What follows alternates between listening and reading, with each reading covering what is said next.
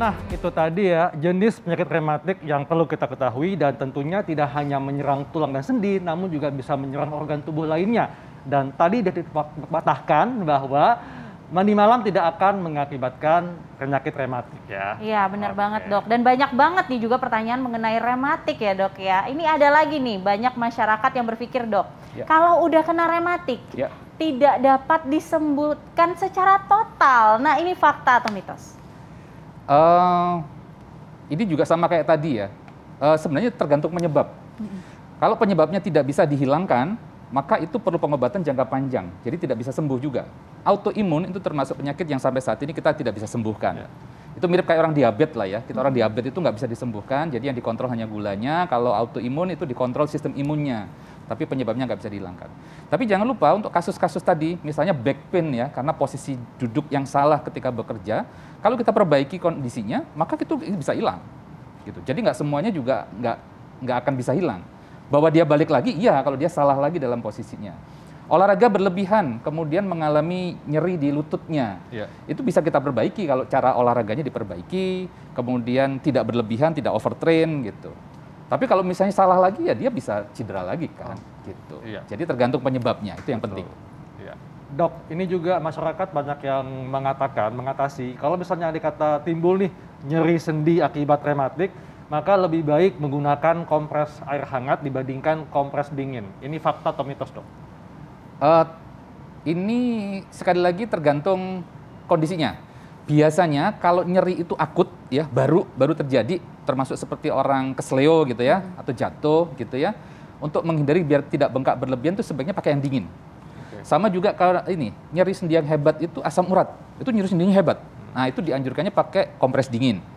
Tapi kalau nyeri sendinya sudah berlangsung lama, agak panjang, hitungan minggu, tentu tidak dingin lagi pilihannya, harus yang hangat, tujuannya untuk mengurangi pembengkakan gitu. Jadi tergantung dia baru atau sudah berjalan cukup lama nyeri sendinya gitu. Oke, berarti memang mengatasinya memang ada caranya dan ya. timingnya ya dok ya. Nah dok, ini ada lagi nih dok yang dipercaya banget oleh masyarakat.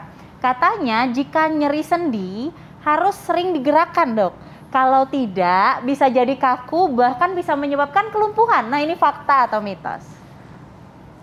Pada sebagian besar kasus ini menjadi fakta. Jadi sebaiknya terutama yang kronik tadi ya, yang memang bengkaknya berminggu-minggu gitu.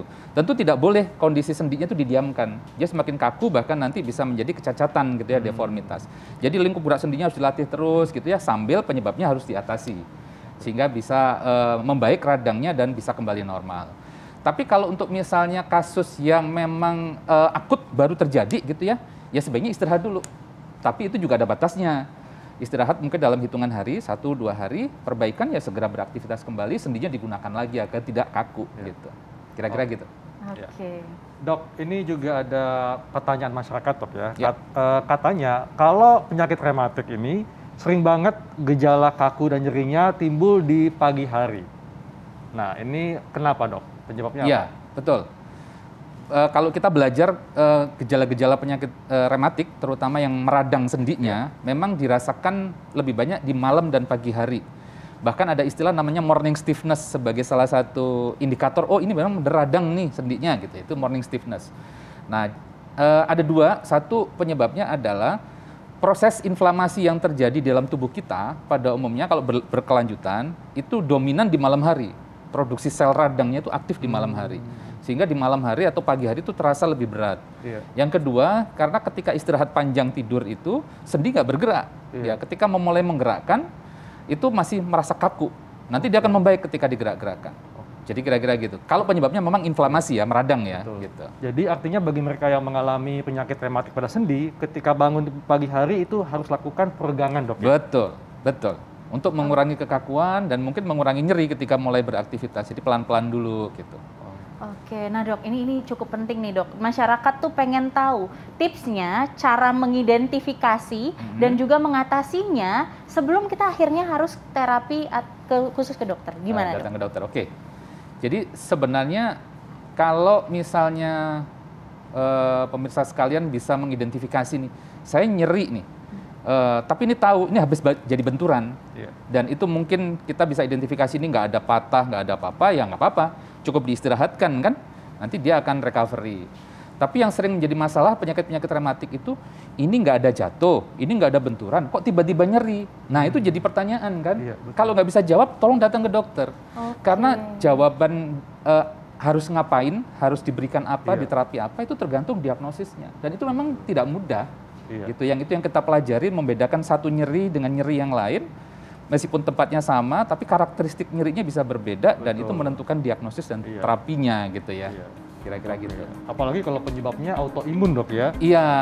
Iya, jadi memang nggak boleh mendiagnosa sendiri, Dok ya. Iya, Jadi mesti iya. datang ke dokter untuk mencari tahu apa penyebabnya dan bagaimana mengatasinya. Betul. Ya, Oke. jadi jangan mengobati sendiri. Dan sekian informasi dari kami, semoga bermanfaat. Terima kasih banyak, Sama-sama. dokter. Terima kasih, Dr. Ya. Rudi. Terima kasih. Oke, wah nggak terasa ya. Kita sudah 1 jam nih membahas semua hal ini, mulai dari masak udang, kemudian membahas tentang penyakit rematik. Dan saatnya kami pamit. Saya Dr. Tengku Anissa, Saya Dr. Hekal. Indonesia Hidup sehat. sehat. Bye.